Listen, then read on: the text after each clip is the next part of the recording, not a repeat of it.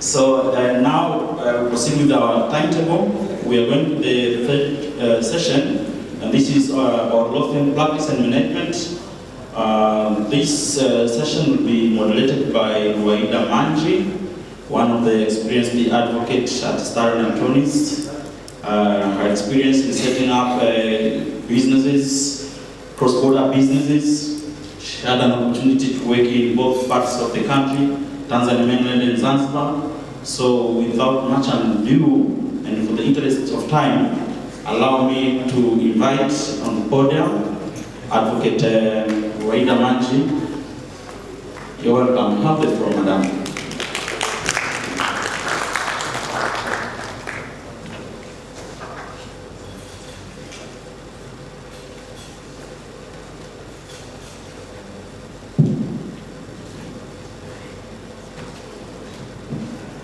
Good afternoon, everyone.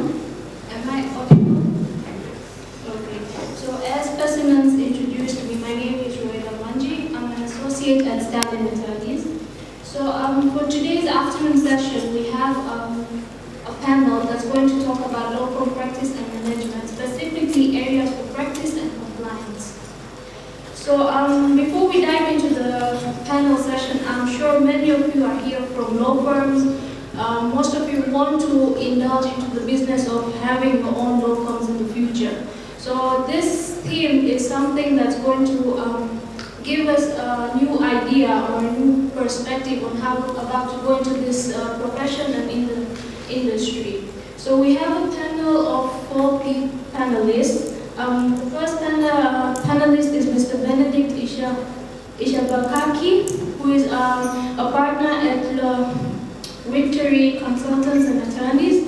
He has dealt with many programs in reference to local management and how to go about with the financing of management, how to recruit employees and the like.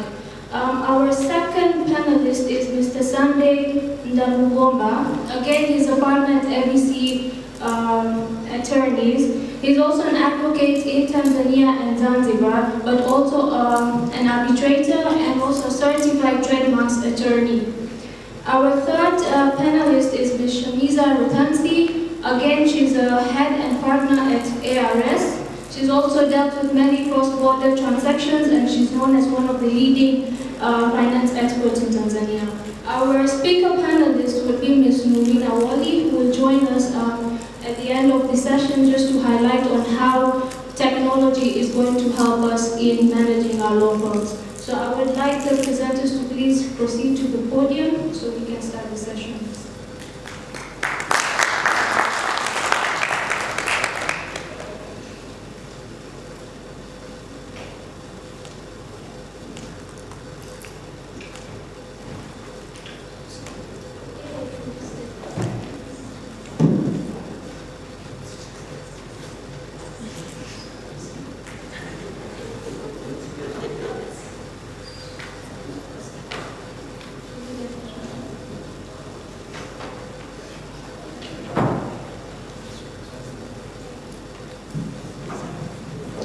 Very good afternoon all. As I've been introduced, my name is Benedict Shabakaki. I work with Victory Attorneys as executive partner. In my role today, I was assigned to present on the laws governing law firm here in Tanzania. You can see the topic, the law governing law firm structure here in Tanzania vis-a-vis what other countries, for example, Kenya or other countries they do. And quick mention, I have found that there are several structures of how law business is being run here in Tanzania and abroad. So as you can see from the list there, those are some of key structures which of course they do available across the world, but of course a few of them we do practice here in Tanzania. So we do have a sole practitioner, and this is very common. Even here in Tanzania, and of course most of our advocates here in Tanzania, they do sole practitioner. We do have partnership, and in terms of partnership now, we do have law firms, advisory firms, and also some specific companies, they just do company secretarial services. And then we have limited partnership, LLP, And normally these come limited by share. The question is whether it's applicable here in Tanzania. You'll see I'll also address it in a little bit. And then we have international affiliated law firms. You see the, like ENS, they're here in Tanzania, Bomas. Or, so there you can just say international affiliated or regional affiliated law firms. And then we have mixed law firms, whereby you see a law firm which provide a kind of a one-stop center, inclusive services. So they will advise you from registration to compliance, and then we also do your accounting and tax issues. So in terms of the law now governing these practices in Tanzania, for the purpose of time, of course, I've just mentioned because if I want to analyze one by one, it may take time. Thank you. It may take time. So for the sole practitioner, for those who are in-house here, these are the kind of basic laws which, of course, you need to be aware with. First of all, to start with advocate, because this is the kind of law which governs all of us, so long as you are already admitted in the bar. And then we do have Advocate Remuneration Order of 2014 and Advocate Professional Code of Conduct and Ethics Regulation. This is very key, and I'll also mention it a little bit in future. And then we do have business registration, because so long as you are doing, even if you are doing solo, you need to register your business, your business name so that you can be able to trade. Then we have business license for the license of business, income tax acts, as previous speaker said, you cannot operate a business without not paying tax. We have tax administration acts, value tax. So these are the kinds of law. Of course, as I said, I cannot mention specific as to what they apply, because I understand most of us, we are aware of the fact that some of us, we are lawyers here. And then my key, of course, consideration a little bit will be on partnership, because this is something which, of course, most of us will do practice, and also I see some gaps here in Tanzania. So in terms of partnership, similar to the other laws which I mentioned, they do apply, all of them, including the income tax, tax act, everything. But specific, under partnership here in Tanzania, we are governed by the Law of Contract Act. Specifically, if you look at 10 of the Act, it provides some of the criteria from formulation of a partnership, how do partner, come to a partnership deed, relation between one partner to each other, as you see previous speaker say, what happens if one partner dies? And this is very area which you need to be very keen, because if you just, and normally that is happening here in Tanzania, most of the time, people will just say, let's form a law firm, they'll just have an MOU, and then they'll form a law firm. But the bad thing is, if you don't have a specific partnership deed, which, of course, well elaborated according to the laws of contracts, the risk is, as per the laws of the Contract Act, it says if one partner dies, which means the whole partnership dissolved. So you need to be very sure in terms of your partnership deed, the way you crafted the same and the way because the good thing is the law of the Contract Act have just provided the basic of the contract, but you're allowed to go more than what the law provides. And then the other thing is, it's also provide in terms of relation of partner, in terms of partners, in terms of property, and this is very good so that because our colleague from Kenya also spoke about how do you consider a person or an elder senior partner who is living away. So the same has to also be included in the partnership to avoid a dispute where if one partner is no longer in existence, the family can come and sue the existing law firm. And then your partnership deed also has to address in terms of dissolution, at what time can you dissolve, and whether, in terms of voting, whether a single partner can move a law firm into dissolution. And then the parties which, of course, I wanted to explain, which is key, now this is not according to the law, this is according to the structures. Here in Tanzania, I understand most of us, because we are so small law firm and medium, we do a kind of partnership model we are doing is monarch model, and sometimes modified or extended. So these are the kind of four partnership model, which of course most of the law firm and accounting firm they are using in a globe right now. Number one is called lockstep, and this is mostly used by UK law firms and other countries, whereby seniority of the firm is equal to equity. So your equity will be based on the level of your seniority. So if you are senior to the law firm, that's where also your dividend will be a little bit higher. But of course, according to most of scholars, they say this is not so good because sometimes it fails also to appreciate young brains, which of course they can come up in the law firm later. So most of these big four which you see the PwC, Deloitte and other, they're using the second model, which is called the modified lockstep. That we are looking at the seniority of the partner, but all less also we also look on the talent of a young associate bring into the firm. So in a way it can balance that I'm senior to a law firm, so I have my equity, but also if you're very junior to a law firm, it's very easy for you also to be considered because it's a modified model. And then the other model is called eat what you kill. And most of law firms here in Tanzania, they use this. And you found your own clients, what they pay, you take it. If you don't bring the clients, you don't take anything. But this is very bad. Because as you've seen the succession of the law firm, will make your law firm or else die at a very young stage, or it's also failed to appreciate other partners, of course, who, because not all of us are rainmakers who can bring clients, some of other partners or other people they have with brain. And then Monarch, as I said, this is for a small law firm whereby a single person is in charge of everything. If he doesn't exist, then the law firm does not exist. And he's the one who made every decision. So this is a kind of law firm, a kind of partnership model which you need to consider when you're forming a law firm. And then now the structure, because law firm model is different from law firm structure. So the model is how you arrange your affairs in terms of partners, associate, and others. But the structure is in terms of now who gets what.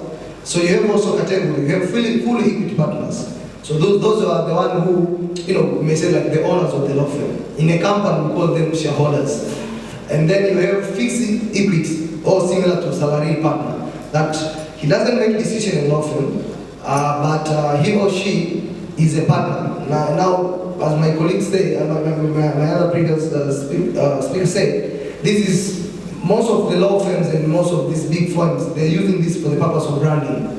Because a client, if you go to meet a client with an associate and then you introduce a client that this is my associate, sometimes the value may be so down. But if you introduce your associate as a partner, so externally you introduce them as a partner, but internally in the records they are being salary partners. So you pay them salary, but externally you brand them as a partner. But also this is very good because it creates trust for the business, so that even if you tend to to give your assignment to a senior associate or a partner, a client may feel like now of course I'm sent by a partner instead of senior associate or else. And then the other thing we call the other of course model which is increasing a lot in the recent globe is called consultant partner, whereby a person comes, they do offer their specific service, and then they get paid as per the laws of the country. Then you pay tax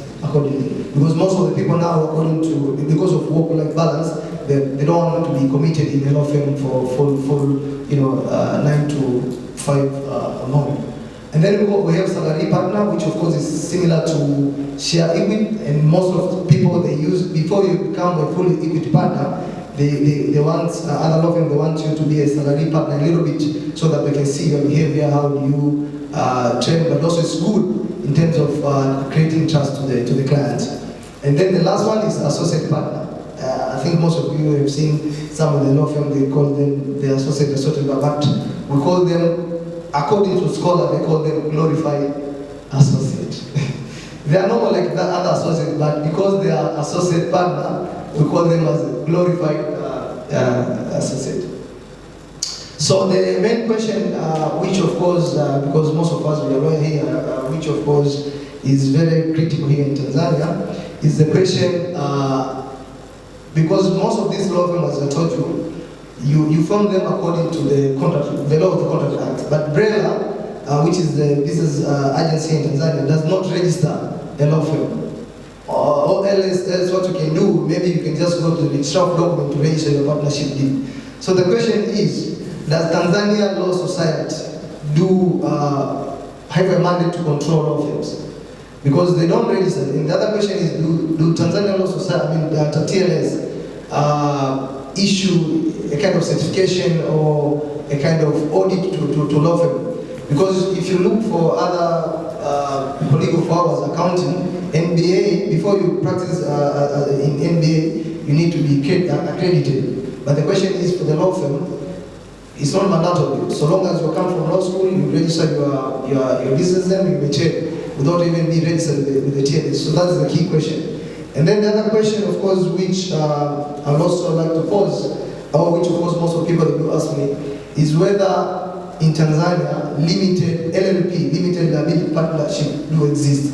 The question is no, because we don't have such law yet in Tanzania. And the other thing, if you look on Rule 25 of the Code of Conduct, it is mandatory for each lawyer to have professional indemnity. So the question is, because the liability of a lawyer is not a limited liability, it's very hard for a law firm to be, the way the laws are structured, it's very hard for you to run a law firm as a limited by share, because if you read that Rule 25 of the Code of Conduct, it mandates each advocate to have professional indemnity. And also it is stated that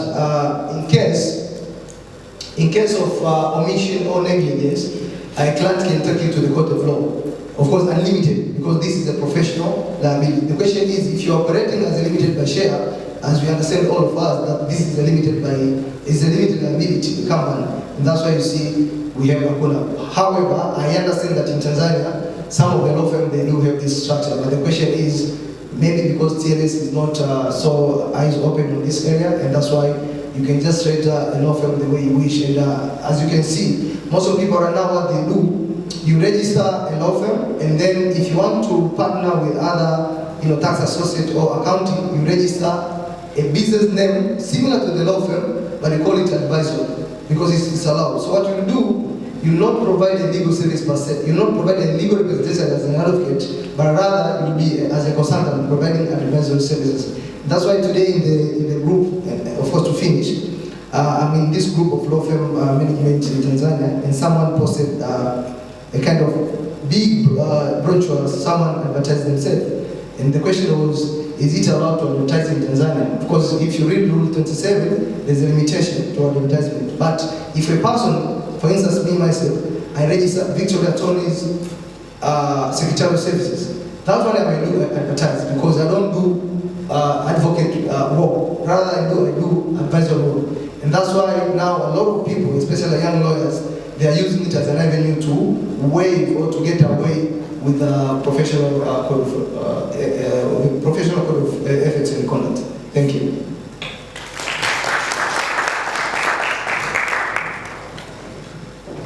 Thank you, Benedict. Just to sum up on what you're saying, I actually have a few questions I would like to ask. Since we're talking about laws that governs law firms, and we all know that during the journey in a law firm, we all start as interns before we promoted to actually associate and the like. So, and we know that our laws in Tanzania do not govern pay scales in law firms. So how would you address that issue?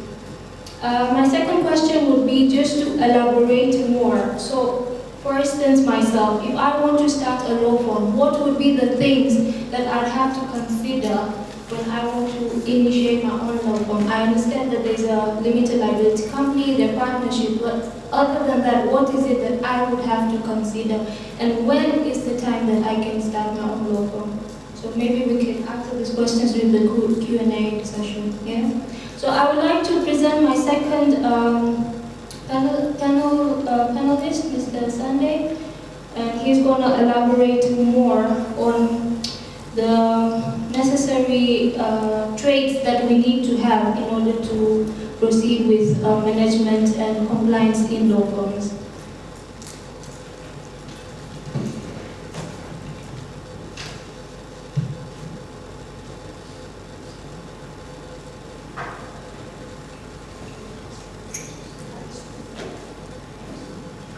Good afternoon, everyone. Assalamu alaikum. Tumsifu Yesu Kristo.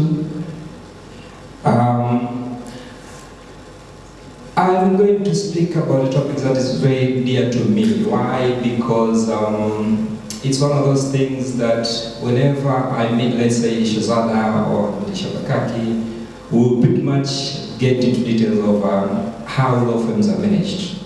But then it goes even further to the compliance part. You see, in Tanzania, good. In Tanzania, as MBLC attorneys, we've been in practice for almost 10 years now. And in that space of time, we've faced a lot of issues that relate to how we can balance between compliance matters in as far as lawyers are concerned and in as far as law firms as entities are concerned.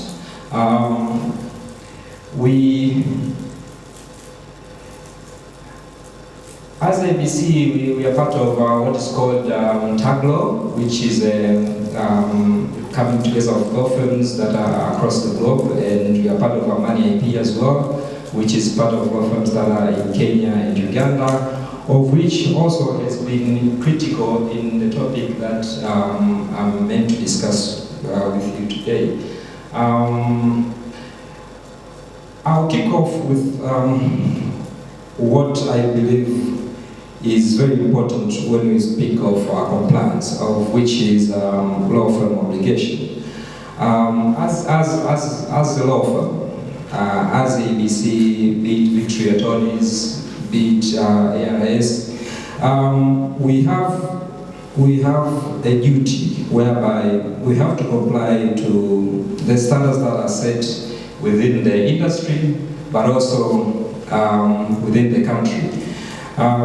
It is expected of us to be ethical. It is expected of us to work within our means, but then again, we have to work within what is our duty as lawyers to our clients. But then, when you are doing all of this, it comes to principles of what is terms of integrity, of which the core principles are four. There is independency, there is confidentiality, there is avoiding of conflict of interest, and maintaining professionalism. All independence, as lawyers, we are supposed to be unbiased, and you are supposed to advise our client in a way that is very independent in our thoughts, but also professionally, so that we are self-disciplined and it does not impair our professional judgment. But we have a duty as well to be confidential, to not have any conflict of interest when you're advising a client, but also have a professional integrity, whereby we are supposed to maintain the highest level of honesty, integrity, and fairness towards our clients, the court, and colleagues. And this was highlighted by the IBA 2011 code. But then again, when we talk of compliance, I believe it's very important. Let's say when we look at the policies and the procedures, we pose a question whereby we ask ourselves, is it enough? Is policy and procedures enough? I believe it's best to practice, let's say, if you are in a law firm, you can have documentations, you can have procedures that determine, let's say, your team's conduct. But we have to have what you call a firm culture. That is what you should start with. Most law firms are different in how they operate. When we talk of firm culture, it's how we do and how we operate in terms of everyday, but then it comes down to how you handle your law firm as a team, as a unity.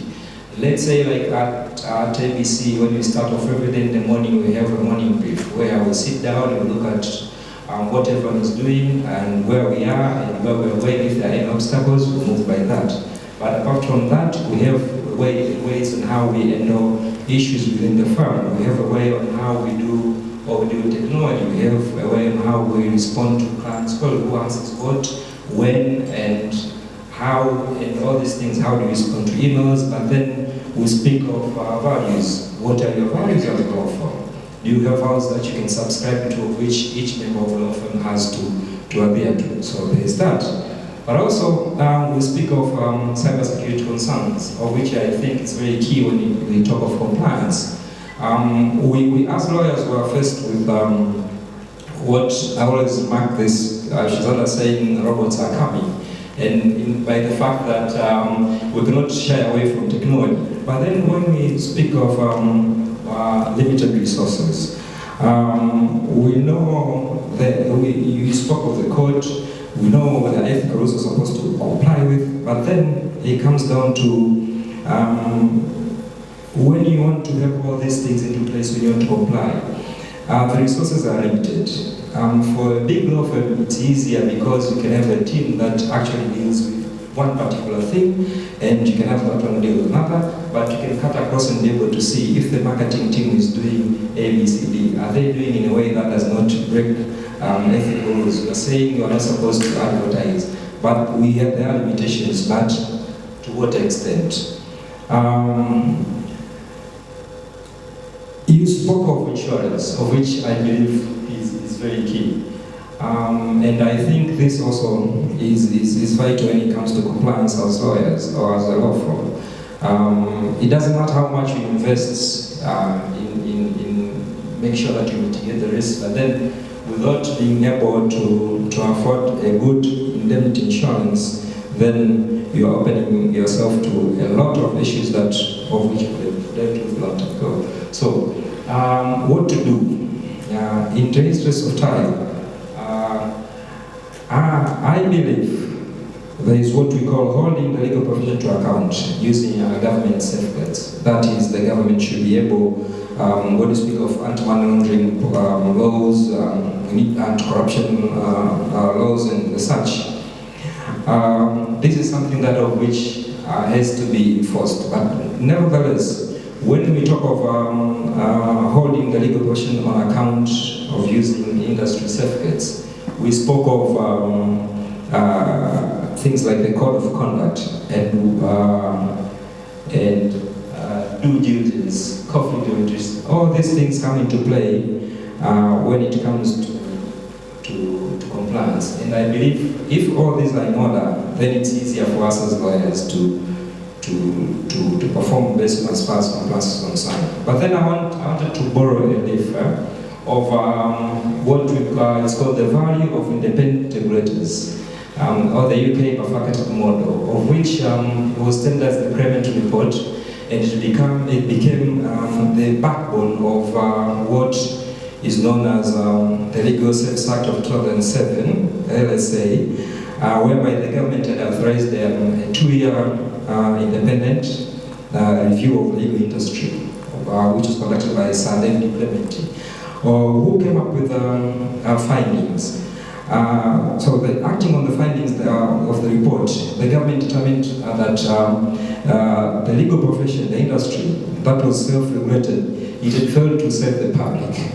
And they came up with a proposal whereby they established what is called the Solicitor's Regulatory Authority to oversee the business side of the profession.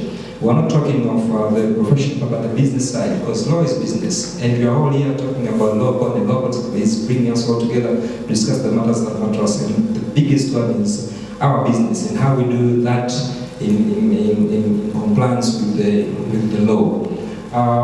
So it's a model whereby the centerpiece was the creation of alternative business structures, whereby it abolished the long-standing prohibition of non-lawyers from owning, operating, and investing in law firms, like what Shibakaki was saying in one of the models. But then it set a tone whereby, as lawyers, we need other professionals to go to work with, so that the business part of law is not just us, because as you can imagine, I'm sure most of who have worked in law firms whereby you push yourself to do marketing and whatnot, you come to find out there are some lawyers who are not able to do marketing. They can't do marketing. and at times it's not even our niche, and we're not supposed to market our practice because it's a noble profession and all that. But there are ways to go around it. But how do you go around it if you don't know how to do what you want to do? So basically, even though this model was fought very hard by the law firms in the US, but I believe it's one of those things that if we codify, it's going to help us in the sense that what we have now is not beneficial as a business of law firm. So, in conclusion, I cannot overstate what a privilege has been to speak to you today, but I believe the legal profession, as a profession, it has been subdued by the industry. Law is following the path of other professions like, you'd say, the healthcare industry, perhaps. Because if you look at it, how it was before, it used to be just one physician, let's say, practicing within the healthcare industry. But now it has become one of the biggest industry whereby it's not just them, but they have other professions that are coming into play. So lawyers are going the same part. We are part of that, what we call a legal supply chain, of which I believe we have to explore this chain. There are challenges that are supposed to be answered, but then again, consumers want solutions to business challenges, and they don't want legal terms. We have to find a way whereby compliance, yes, is key, but as a business, where do we go? How will the regulations take us? So, thank you, Study Antonis, for this, and for bringing us together so that we can discuss the matters that matters most to our profession. Thank you very much.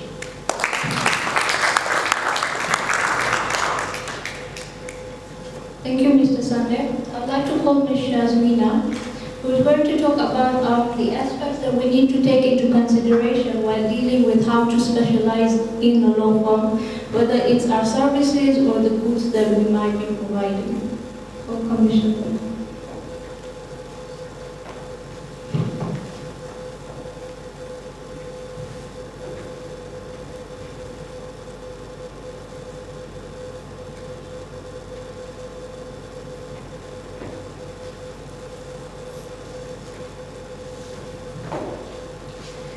Thank you very much. I think we have the graveyard shift. After the lunch, everybody's tired. So are we all here? Yes. Come on, love the guys. Yes. Right, so I've been given a topic which I think we can take hours to discuss on, and I only have 10 minutes. I love to ramble, so please let me know when I'm running out. Law firm practice management, areas of practice and compliance. We've actually divided this into two. So we're going to look at what does a law firm need to decide on when you're thinking about your practice areas, and secondly, niches, and what do you need to consider when you're looking at a niche for yourself as individuals and as your law firm. Before that, we just learned branding is very important. So a brief introduction to ARS Law and Advisory. ARS Law and Advisory has been in the market for 5 to 6 years now. It was founded by Amish. I joined him in 2019. We also have Dr. Frederick Ringo, whom I believe a lot of you here know. He's the ex-Director General of FCC. And we also have a consultant partner, so I think we're also adopting some of the models you talked about. Ruth, who is also part of ARS Aura, and she deals with ESG, which again is something that is coming up, is very important in Tanzania, but is a niche market. So I think we're also giving an example of how we're actually tapping into the niches. So there, my bosses will be happy I've done the branding. So what are the few factors that we need to consider when we're looking at what practice areas to do? Because we've gone through very nicely, we've understood what kind of laws govern us, what sort of principles and ethics we should be looking at. Now we're coming down to the actual nitty-gritty of working. So I think one of the most important things is to look at what is the market trend. Where is the market going? What is happening in the market? And you know, sometimes we feel information out there, but there's so many things that we can look at. We can look at the World Bank's Doing Business book. We can see the BOT's economic reviews. And you know what? We can rely on my favorite friend, which is Google. Go to Google Trends, punch in there, you can even put your jurisdiction, and Google Trends will show you what is trending at the moment in the legal sector, especially in Tanzania.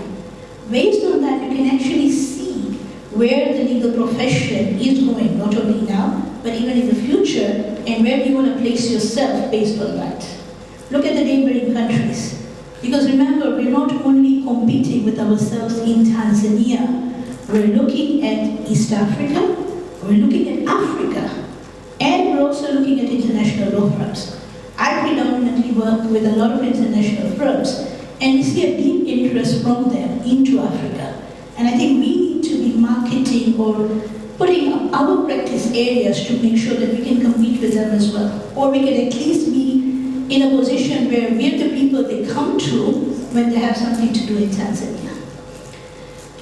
Having said that, I think sustainability and predictability is also very important. Because when we're looking at a practice area, we want to make sure that it's a sustainable business, because we are in business at the end of the day. I mean, we may have started out in our legal careers because we wanted to help people. We are helping people, but as a business, and we need to first make sure that the business is profitable for us to be able to then help through our employees, through our community services, and touch all the families that we're working with, because at the end of the day, our business is our family, so we need to make sure that it sustains. And one of the most important things is when you're choosing a practice area, look at your skill sets. I would love to do litigation, but I only lasted for 2 weeks when I did litigation. I started as an intern doing litigation, and I couldn't take it, and I shifted to corporate. And this was 17 to 18 years ago.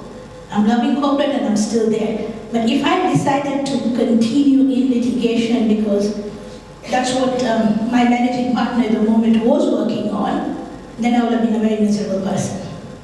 So I think you look at your skills and what you have, but also what is your passion. Because your passion is what will drive you to get out of the bed every day in the morning and go to work, be it rainy or be it sunny. The days when even I don't want to go to work, and I love my work a lot. The days when I would love to just cuddle in with my little son. But I know, okay, when I get to work, there's something interesting waiting for me, which I love doing.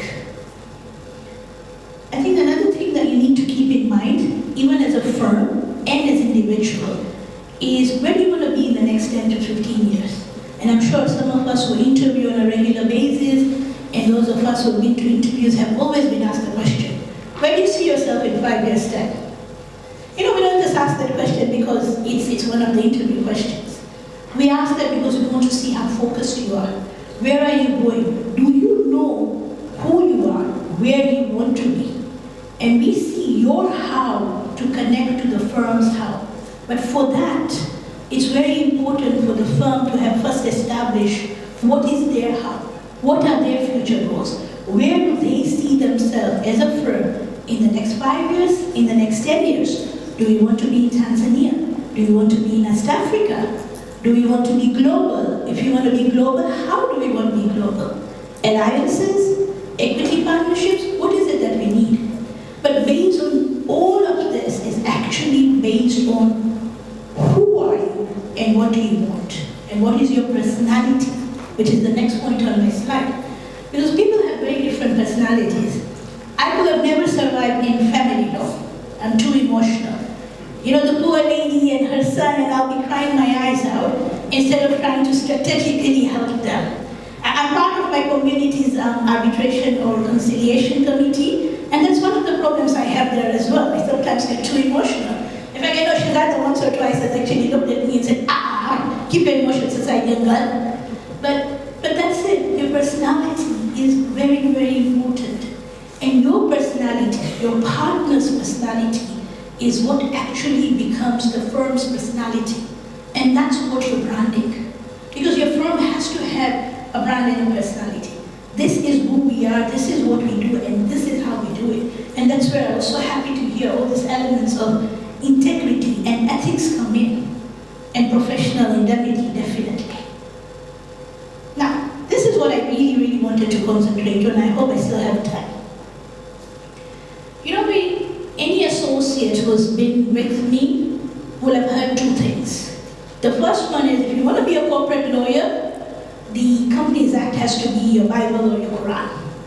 But the second thing that every associate has heard is the days of being a jack of all trades are gone. You can't be a jack of all trades. You have to look at specialization. But again, a word of caution here. Don't start specializing the moment you come out of law school. We're too young, we're too raw. We need to have the experience. Work, do all kinds of work first before you actually find something that you can connect with, that you feel very passionate about, that you feel that this I can actually do day in and day out. And then you go into your degree of specialization. And when I say degree of specialization, don't get me wrong, I don't mean go out and do a master's in the thing that you want to specialize in. I wanted to do one, I've never done it, but I've specialized. So I think specialization is through your experience. And when I say degree, think about, do you want the entire firm to be a specialized firm, a niche firm that only works with a certain product or a certain type of law? Or within your firm, do you want to compartmentalize and have different specializations? That not only do we do M&As, but we do telecom M&As. In fact, that's one of the things that I love doing, right? Complex telecom M&As have become one of my specialties because of the amount of work that I've put into it. Someone will ask me, in Tanzania, when people prefer full-fledged service firms, why should we specialize? What is the need to specialize? I think when you specialize, you're actually limiting your competition. Because when you're a full-fledged firm, you're competing with everyone in the market. And for any firm, however big, unless obviously you are an Allen & Overy with over 200, 300 partners, you'll be spreading yourself very, very thin if you do not specialize. And then competition will become a big issue. If you have specialized, it's very easy to differentiate yourself. I think you'll go back to some of the things, so some of these things actually go back to some of the things that Ashik was saying right now. You need to differentiate yourself. Why you? What makes you, your firm, that special person for someone to come to? And your specialization will give you that. Your niche will give you that. Marketing. It becomes very easy to market when you're marketing to a specific clientele and you're marketing a specific product or a specific niche. Rather than trying to market, we're a full service firm, then what is your special factor? So that's why having a niche becomes very important. Client needs. Continuously, the clients are looking for expertise. We have clients who will be more than willing to spend a lot more for someone who has been doing a particular thing day in, day out, and has that experience in it. So when they have a complex matter, and many times it happens this way, that they will go to a small firm and something somewhere along the lines, maybe because the specialization wasn't there or the matter was too complex, it's not done properly, and then at the last minute, they run to you with a complex matter which is already buckled up a little bit, and they're willing to pay you anything because you have that experience and the expertise, and because you have been doing it day in and day out. So eventually your niche will give you more money, and you'll actually make more money doing something you love, which gives you personal satisfaction as well. And if I can add something that we've not put on the slide, artificial intelligence as well is really crafting the way we look at niches in the legal sector. Some of the work that we associates do, what I used to do as an associate, due diligences, review of leases, making sure to see if there are any change of control provisions. Your artificial intelligence can actually do that within 2 hours. So the due diligence cost, one, is cut down because law firms or international law firms, international clients are no longer willing to be paying at high prices for work that they know can be done by a computer in 2 hours' time, which we probably will have taken a couple of weeks to do, depending on the amount of documentation. So again, your specialization in line with the future and the future roles of the legal society. I think that's another topic in itself as to where lawyers will get what sort of things they will be doing. So what do you need to be looking at? What are your interests? What are your strengths? i.e. the skills that you have, the market, the economics. But just this one thing that I will emphasize on this one slide, right? Once you've identified the niche that you have, build your expertise. Know exactly, if it's an industry that you want to work in, know exactly how the industry works. Not only the legal aspect of it, but the technical aspect of that industry as well. Because then when you're talking to the client, you can actually understand what they're saying, and they appreciate the fact that you know how the business works. And it also makes it very easy for you to anticipate any issues that they may be facing in line with what they want to do. Build a client profile. You can't target all the clients, and you won't work for all the clients. Ashik has said this, and I repeat it. You need to have a client profile. You need to know, these are the clients that I want to work with, and this is where I want our firm to be placed. Once you've done that, raise your visibility. There is no point in having all that expertise, having decided on your niche, if people don't know that that's your niche and that's what you're good at. Go out there, brand yourself, be on LinkedIn. I mean, you can see it's branding. Everywhere, every slide you see ARS is there. Automatically, whether you like it or not, your attention goes there. You're seeing ARS, brand your firm, and be consistent in your branding. And by that, when I say branding, I'm also saying narrow your brand. Previously, without having decided on a niche, you had a wide brand. Everyone you knew everything, right? Now, focus on marketing that particular point of the brand that you're developing a niche in. I was actually going to share some experiences, but I think we can do that in the Q&A. Thank you, and thank you again, Stallion and everyone for this wonderful conference and for having us here.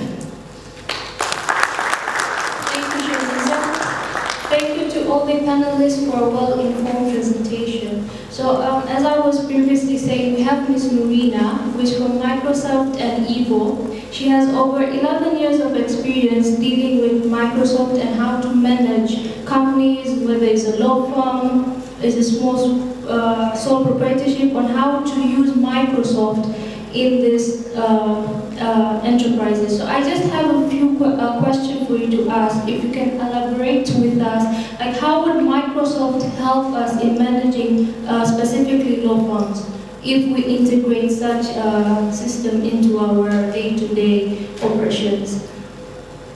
In summary, whether you can partner with another person who is not a lawyer, no.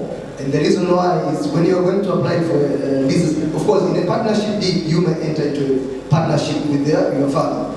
But now when you come to apply for a business license, that's where they say we need a practice certificate of each partner. And that's where you're stuck. So the answer is no.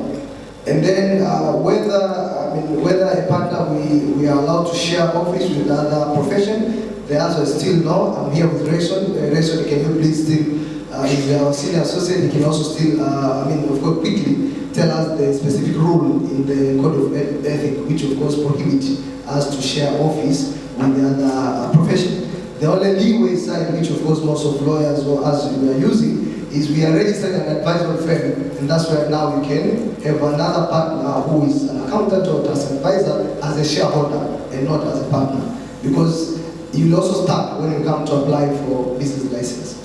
And then in terms of growth, I think specialization, my colleague will address. And then for associate, I agree with you. Most of international big tenders right now, when you bid for the tender, they'll also ask your salary scale of your associate. And the reason is they want, of course, the same to be well, because I agree, most of the law firm here in Tanzania, the salary is very low. But what you can do as a law firm, because you also sometimes it's not about just to pay associate a huge money. There are sometimes also you don't have a client base, which is enough for you to meet the salary based on the market range. So what normally I advise for partners to do, you need to create something called bonus. Because a business of a law firm is not like a shop. The time I provide as a partner, also an associate also provide the similar time. And sometimes an associate may even be good more than you. So what we encourage is for law firm to have these bonus bodies, whereby an associate, which of course is performing well, can also be appreciated. So if you close a deal worth 100 million, even though an associate has a salary of 5 or 3 million, at least they know for sure they're going to get a certain percentage out of that deal. I tell you, if you do that, of course, most of the time they will feel themselves part of the firm. The question from senior there, whether the rule prohibits advertisement, I would still say, in a way, yes. Of course, if you rule 127 for now, it's as if we are allowed to advertise. Of course, and most of people you may know here, my friend, Victoria Tony, a lot of people, when they see us, they say, you guys are doing aggressive branding or aggressive marketing. But of course, if you read rule 127, it does not restrict. The only thing when you say that we are restricted from advertisement, we are not like a bank interest, whereby you may just put a big poster, go to a TV or a big platform. We are not allowed to do that, because if you do that, the challenge is you are going to harm other professions. And that's why they say, if you may say that I'm very good in tax law, while in real sense you are not good, and that's why of course most of the time they do prohibit advertisement. And because also advertisement can also attack undercutting, which of course by itself is not according to the professional code of ethics. Then the other question which I was asked is whether we have, as a lawyer, we have a kind of law which mandates lawyers to be paid how much. The answer is no. But of course, we are limited to the laws of the country, the minimum wage. I know of the study where TLS had once engaged an expert to do a salary survey benchmark for lawyers, but I never know the outcome of it. But what you are supposed to do as a law firm, maybe you need to do your own benchmark, not necessarily official benchmark. You may just ask how do in-house are being paid, or how do other international law firms are being paid, and then you may have your salary benchmark. But we don't have any specific law which regulates law firm how to pay associate. And then the last question was, what do you consider to start a law firm? And then you may specifically say, suppose you are just a student from law school. My answer would be, if you're a student from law school, no, not establish a law firm. That's the big no. The reason why, I think maybe perhaps because when you are trading as a law firm at a minimum level or at an initial level, you may see that it's very easy. But when, of course, with the compliance right now, the anti-money compliance, the tax audit, it will become very hard for junior associates to establish a law firm just immediately from school. What I advise is that you get into practice first, or you get into in-house counsel first, you get an experience. That's where now you may start a law firm. And when you start a law firm, 3 issues to consider. 1, vision. What's your vision? As my colleagues say, what do you see that law firm is going to do in the next 10 years? And then choice. Who are your associates? Who are your partners? And then the other thing I would say, you should be very keen on compliance. Because right now, I believe if we have a law firm here, you may see the way TRI, they are very aggressive in terms of tax audit. So I'll say, if you have a small law firm, make sure you have a special VAT account, which does not mix with your normal business account. Make sure you have special oxygen account, whereby when you run out of problem, for instance, COVID last 2 years, you can still pay some associate because you have an oxygen account, which is a reserve money which you put in case of problem. And then the last one, I'll say, make sure you have, of course, apart from VAT account, which is specific, make sure you also have a reserve account when it comes to tax audit. Because the problem of TIA, Once you close your financial end of year, they'll not come to audit. What they'll do an examination of return. Well, like they'll tell you your VAT does not match, you didn't pay this before, but not the Tax Administration Act give them a mandate to audit you up to 5 years. But so the question is, you have already traded for 5 years or 5 years, and then assume that you are in the model where at the end of each year, you divide the dividend, and then you don't have any single cent in the bank account. So when they come to audit you, and then they tell you that you have billion to pay or 500 billion to pay, that's where firms collapse. And that's why you see in Tanzania, most of the people, when they get TRA audit, they will close the law firm, they'll go to raise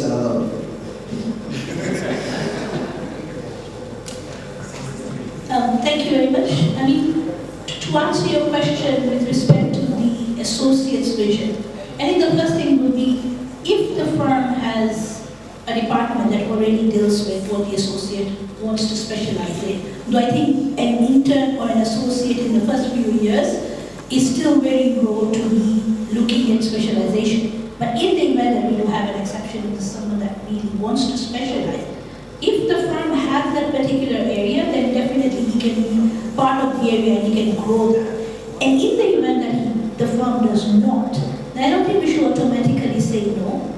I think the intern or the associate should actually be given an opportunity to put forward a business plan, see what he envisions the trend with respect to the particular area that he wants to specialize in is, how does it see it growing, what contributions can he make to that particular sector, and then if any of the other partners who want to head the department or take on that specialization, instead of just saying no to an intern or an associate.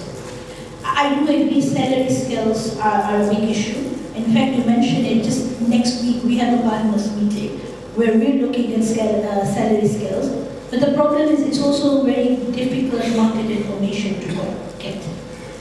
I would also like to end this on a short story, and I won't take much of your time. There was actually a ship that was docked because it had an engine problem and it couldn't go anywhere. A lot of young engineers came and they tried to fix the ship. Unfortunately, they were not able to. Later on, there was an old man, he was called. All he did was he took a hammer and he hit one spot on the ship. And it worked. And then he was asked to send his bill. He sent a bill for $10,000. When asked to itemize the bill, he actually said, hitting the hammer, $1. Knowing where to hit the hammer was where the 9999 went. So I think for an associate or an intern at a younger stage, it's gaining the experience. Once you have the experience and you know where to hit the hammer, the 99999 is waiting for you.